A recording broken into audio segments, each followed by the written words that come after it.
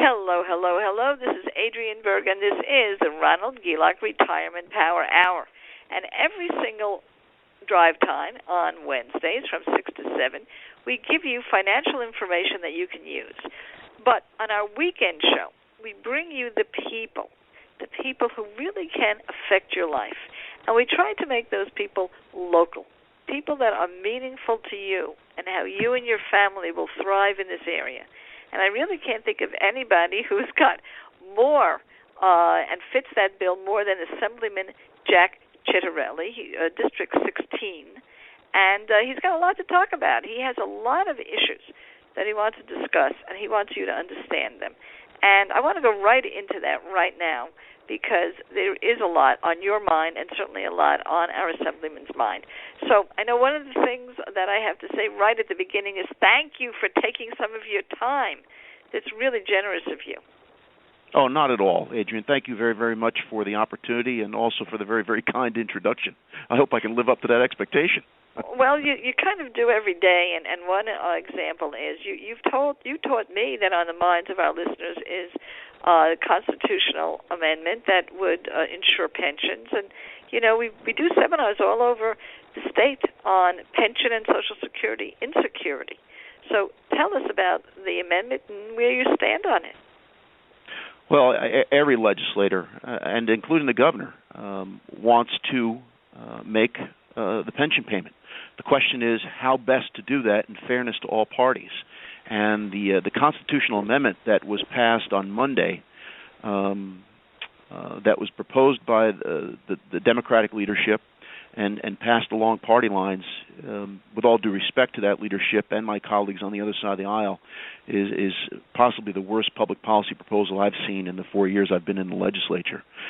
This will cripple New Jersey economically, and it is not the way to go about making the full pension payment or reforming pensions. This really will be an economic disaster for New Jersey.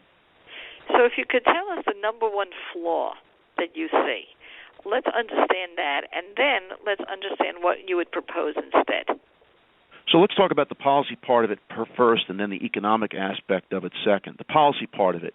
Of all the various expense lines in our $33 billion state budget, this would now be the only constitutionally guaranteed expense. So we are now going to make a constitutionally guaranteed payment based on an economic assumption of how New Jersey's economy is going to grow. That is a disaster. It's a recipe for disaster.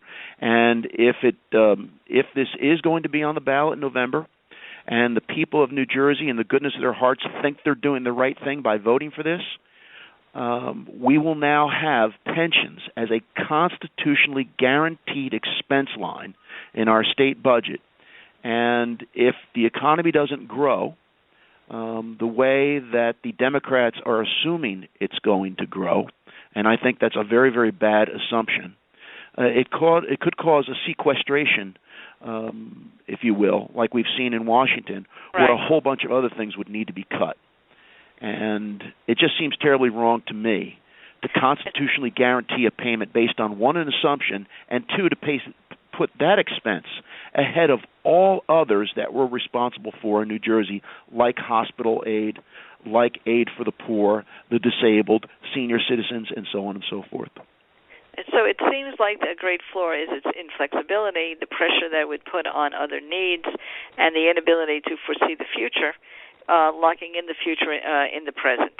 So those are scary, clearly scary. And you know, first let's get down to the hard numbers of it. Within 5 years, the actuarial pension payment that would be constitutionally guaranteed would be close to $6 billion. Right now, we budget $1 billion. That means within 5 years, we need to come up with an additional $5 billion in revenues. The economy is supposedly going to grow to the tune of providing $5 billion additional dollars to make this constitutionally guaranteed payment. This is really a recipe for disaster. It has implications for every New Jerseyan, and as I said, it's some of the worst public policy proposed that I've seen since I've been in Trenton. Well, I have to jump to taxes. We'll talk about it a little bit later on, but I can't help feel that if you have to meet that nut, so to speak, and the economy doesn't grow, there's only one other place to get the money from, and notoriously, New Jersey is not a tax-favored place to live when you compare it to the rest of the country. When we look at retirement, one of the major reasons people do want to leave the state is the taxes. So if this can be a lever for higher taxation, it's an important thing for people to realize. I do think that you're right, that people do want pensions to be safe, and even if it is the next guy's pension, what are our alternatives with regard to that? Here are our alternatives. First of all, the pension and post-retirement health care benefit are still too generous. Now, we are going to honor those obligations for those people who are currently retired. We should honor those obligations for those people that are near retirement, but there are reforms that we can do to these benefits and other reforms that we can do on issues like school funding to provide us the money we need to make the pension trust solvent. And examples of that are every school district having a skin in the game with regard to how much they fund schools through their local property tax levy. There are a number of cities that need to be, I use the term de-abatized. And the other thing that we need to do, in my opinion, is all those with 10 years or less in the system, or all new hires, need to be in a defined contribution plan like a 401k. We can no longer afford to define the benefit with people living into their 80s and 90s. We can no longer afford to define the benefit when people's retirement years are longer than their working years. And the other thing that we need to do is if your pension plus your Social Security, and by the way, an employer contributes to Social Security too, so that is a tax that is an expense that taxpayers fund. Yes. If your pension plus your Social Security exceeds a certain amount, you'll be on your own with regard to things like Medicare Part B, which is a huge expense as part of the post-retirement health care benefit. These kinds of things produce the financial flexibility and the revenues we need to get the pension payment to about $3 to $4 billion a year and make the pension trust solvent. So it really boils down to, Adrian, we need to decrease the current expense, we need to increase the current payment, and we need to change dramatically the long-term liability. Doing those three things along the lines of what I've just suggested is the better way to go. Not making this a constitutionally guaranteed payment that's based on an assumption. Well, you've made a good case, and it's a case that I know you're going to continue to make. I do want to take a very short break because it relates more to the work that we do than almost anything else I've ever had on this show. And then I want to talk about the possibility of revenues from the North Jersey casinos, because we talked about where the money is going. Maybe let's talk about where you think or don't think the money should be coming from. But I do want to remind you that this is one of the arms of Ronald Gilak and Associates. They are financial, in fact, not only financial planners, but registered investment advisors. We do seminars all over this area. Everywhere that you can hear the show, we have a wonderful either library seminar at one of our local libraries or a lunch and learn seminar or a dinner and learn live event. And one of the events we call the 4 pillars of retirement planning, one of them being your pension. And we're not at all sure that any pension is safe just because of what the Assemblyman is saying. We are living longer. How do we fund a retirement that's longer than our work life? So if you're interested in knowing what's going on in Social Security, I just came back from Washington, D.C., and the Washington Conference on Aging, with pensions, with private contracts, you're going to want to go to one of our free live events. How do you do it? You pick up a phone, 800-467-8152, 800-467-8152, and we will not be bringing you down because when you leave, you may know the problems, but you'll also know the solutions. 800-467-8152. Now, Assemblyman, we're speaking with Assemblyman Jack Ciattarelli, District 16, a very passionate guy about how to do things the right way. One of the issues that he wanted to bring up that I certainly want to discuss is the North Jersey casinos. I broadcast all over the country, and including in many states that have casinos. We know the goods and the bads. How do you feel about it for our state? First of all, I think most people have come to the conclusion that the existence of casinos in North Jersey is inevitable. Atlantic City's had a 30-year-plus reign. I think it's longer than that, and there are just market dynamics that are working against it as strictly a casino destination town. It needs to become more of a family resort type town. So North Jersey casinos are inevitable.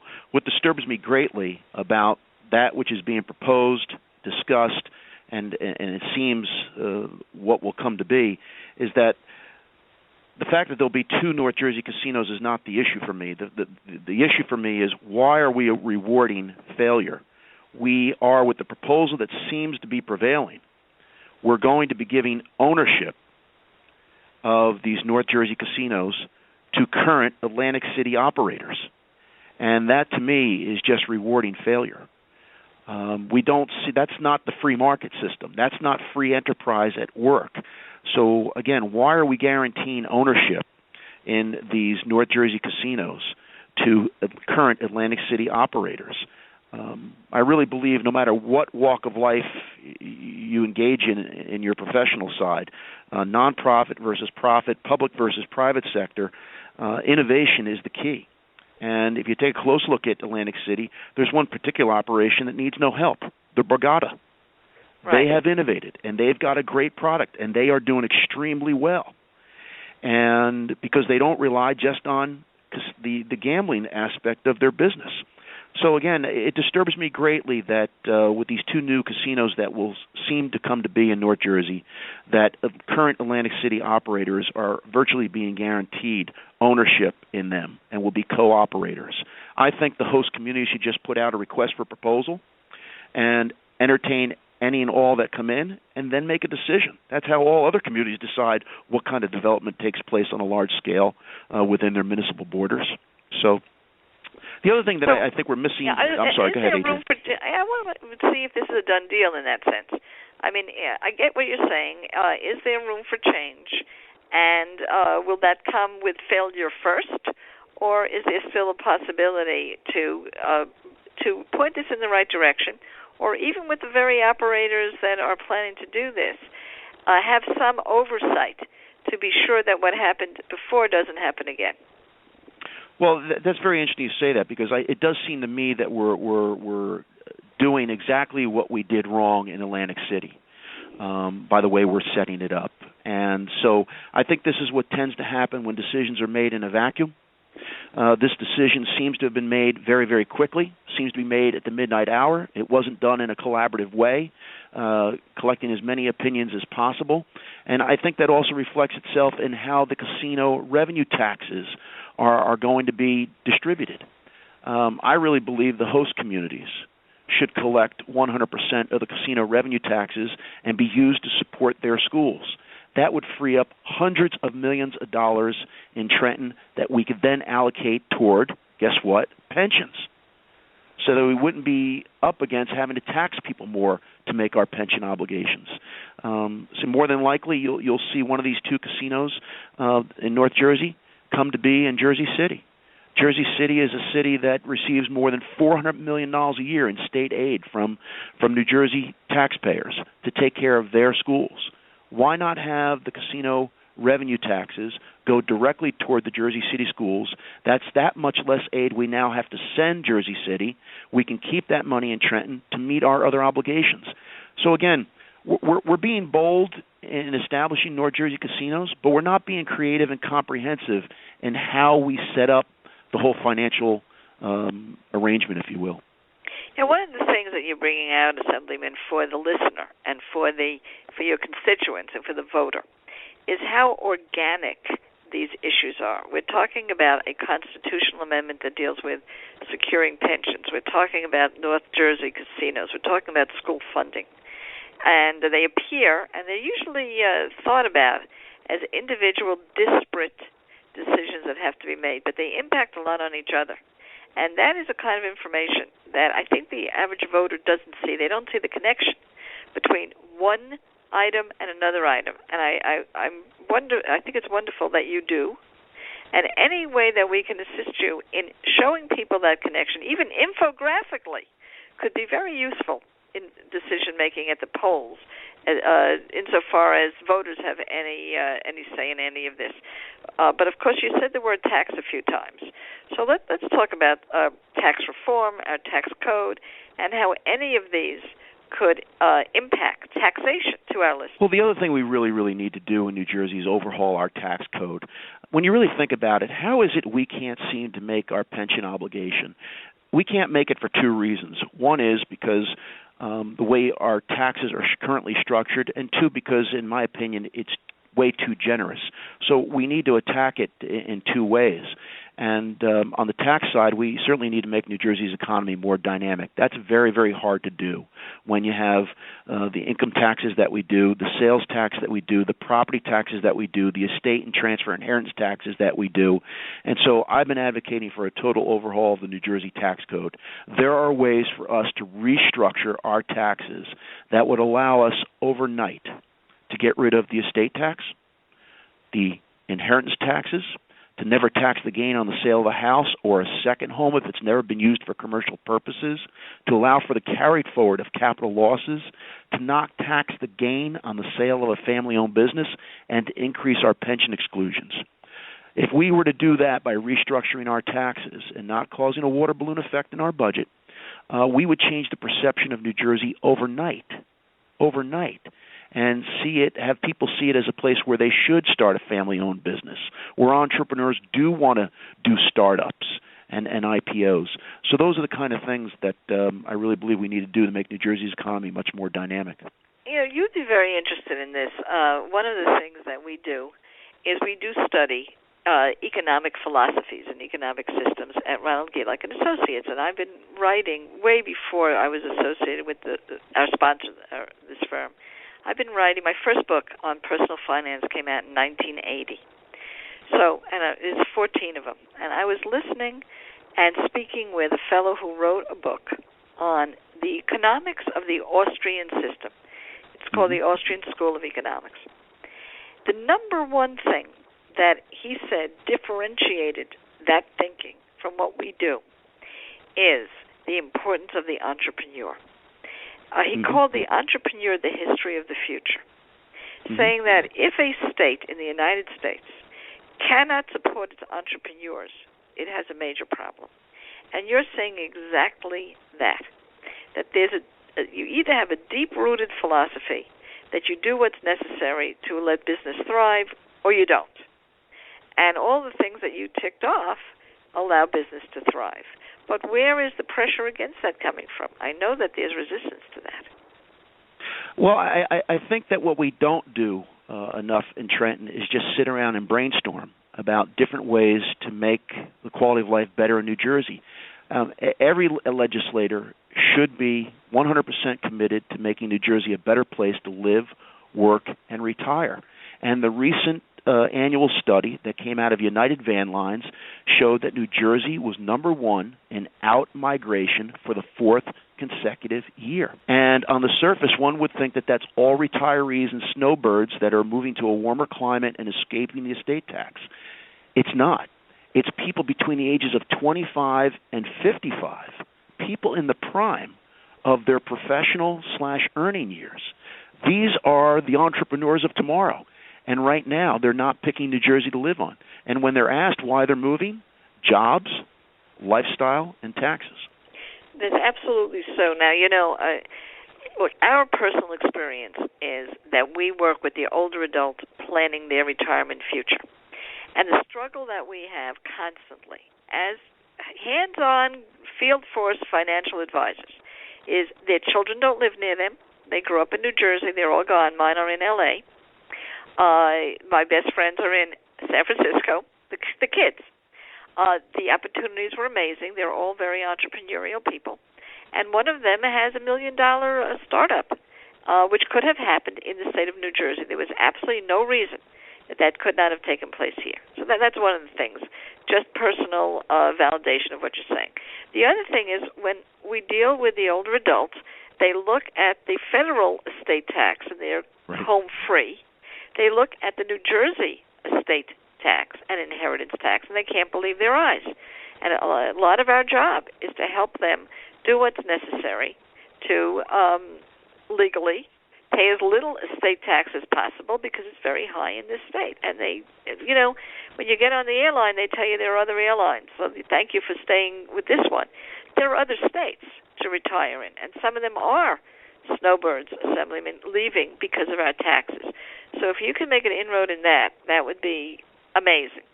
Well, to Governor Christie, to his credit, that was one of the items he picked on specifically in his State of the State on Tuesday. And again, listen, we'll never be able to legislate our climate in New Jersey. That means we need to be all the more creative, innovative, and steadfast in our commitment to abolishing certain taxes. Which, listen, I believe in an estate tax at the federal level. I believe there is no place for an estate tax at the state level. New Jersey is one of only 16 states with an estate tax. It's one of only 6 with an inheritance tax. It's one of only 2 that has both. And it gets worse. Our threshold is unbelievably low. It's $675. Middle-class families who've got a 401k and a home have assets valued at more than $675. Nobody knows that better than you. And so not only is the threshold very low, but then once you get below it, we tax every single dollar of assets. You don't even get an exclusion on the first $675. Once you go over $675,000, every dollar gets taxed, and our tax rate is one of the highest. So again, we've got to commit ourselves to not just talk the talk, but walk the walk in making New Jersey a better place to live, work, and retire. And I will say we have a bad climate in the northeast sense, but people love living here. They don't want to leave, and most people will pay that tax. I mean, they really want to stay here. It's an amazing state, in between 2 amazing states, with everything that you could think of. Despite all the jokes, it's a great place to live. So who wants to move? Nobody. The only thing that moves them out, honestly, is lack of opportunity or the taxes. I'm going to take a little break, give you the number ones again, because I do want to get back with the assemblyman. So we are Ronald Gielach and Associates. We are registered investment advisors. We are everywhere you would like us to be.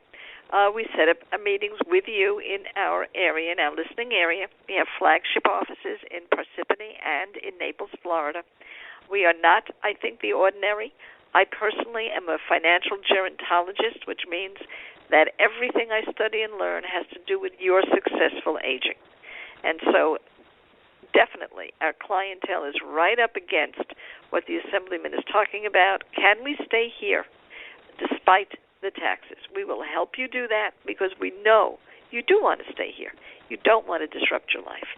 800-467-8152, a 15-minute, no-pressure discussion on the phone, a one-on-one at any of our offices or in a local office that we've set up for the occasion, or simply come to one of our live events that we schedule 3 or 4 times a month in our area.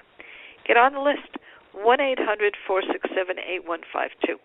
That's 1-800-467-8152. All right, so to recap here, Assemblyman, we have the constitutional amendment that to save pensions that you really feel is going to lock us into a lot of trouble in the future. You see trouble coming there.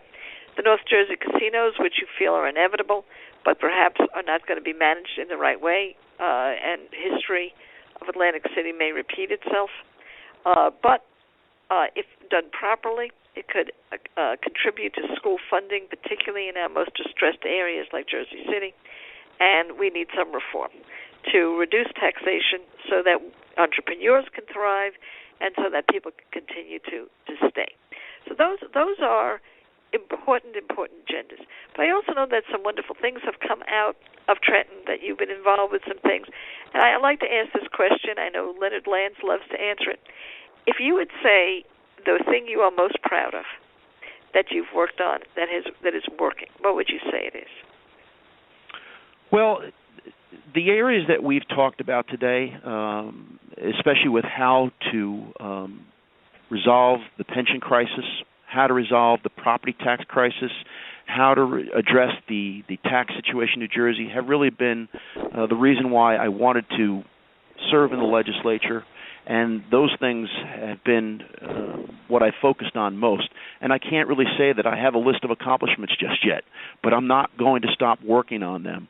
I think the thing that's given me the greatest satisfaction is winning election for the third time in a district that is really a microcosm of New Jersey. I mean, when you look at the 16th district, we've got South Brunswick in Middlesex County. We've got Princeton and Mercer. We have 7 southern Somerset County towns. We've got 5 Hunterdon County towns. I've got the far right. I've got the far left. I've got some of the most rural areas in New Jersey. I've got some of the most urbanized areas in New Jersey. There are more registered Democrats than Republicans in the district, but almost twice as many unaffiliated or independent voters. So it's very, very gratifying to win in a district that is not gerrymandered. I really believe the biggest threat today to our democracy are gerrymandered districts. Competition makes us better. This is a very competitive district, and so it's very gratifying to work hard, speak about the issues that I'm most passionate about, and continue to be fortunate enough to win elections. So let's get down to a how-to. You mentioned, you threw out a word earlier, and that was brainstorming. You said, you know what, I think there's not enough brainstorming in Trenton, and I don't know if that was code for both sides of the aisle willing to talk with each other. I don't know if that was there's just simply not enough research, and we shoot from the hip in our decisions too much. But what did you mean by brainstorming, and what would that look like in Trenton if we really did that? I would love to see us allow ourselves more time to just sit in rooms and members of both sides of the aisle, leadership and rank and file, and just discuss what the best solutions possibly are. I've always found, and I own my own business, and certainly I can exercise my executive privilege as owner and CEO at any time, but it's not my style. There are people here at the company that are smarter than I am. And you want to tap into that intellectual capacity. You want to tap into people's talents. And you never know where the next best idea can come from. And I just find as though, in my opinion, we don't sit down far enough in advance of certain deadlines and discuss how best to address, how best to solve the various crises that New Jersey's up against. And so that part of it is frustrating, but I'm not giving up. And I will continue to try to make those conversations happen and continue to try and make us arrive at solutions in a very collaborative way. Yeah, you know, in the private sector, they have the corporate culture. We'll say there's a corporate culture to any major company. And there are people within those corporations whose sole job is to look at that corporate culture and see where it has flaws and strengths, and increase the strengths and get the flaws out of the picture. But I'm hearing from you that Trenton also has a culture, and it seems like it's a culture of rush, where because there is so much to do and there is so many decisions to be made, they're not as thought out as you would like to see it, and perhaps with your influence, that could be pointed out. I would bet that you're not the only one frustrated by that issue, but the way things go procedurally may simply be built into the culture. That things right. And, you know, we have to work extra hard at cultivating that type of culture because it is a political institution that many times is divided along party affiliation and ideological boundaries. So we have to work even harder. What everyone understands here at my company, from top to bottom and from side to side, is we're all working toward one goal. So easier to accomplish in a corporate setting because people are not allowed to bring, if you will, ideological rigidity to the table. We all have to remain open-minded about how best to serve our clients. And if we did that in Trenton, just keeping in mind that all 8.8 million citizens, every one of them is expecting us collectively to improve their quality of life. And so I just think it would be a much more dynamic institution, and we'd lead to better solutions if there was a more collaborative approach. Well, you know, we started this, we're at the end of our half hour. We started this by saying that Assemblyman Jack Ciattarelli, District 16, is one of the people that has an effect on your life. You can now see that that's true, the effect that he would like to have, and the effect that he would like to have in Trenton as well. And for those of you who have questions, remember, you're always able to email a question to adrianegberg at adriangberg@gmail.com. We'd like to hear from you about our show, not only about coming in for an appointment, but if you'd like that too, it's 800-467-8152. And get out there, kids, and make it happen.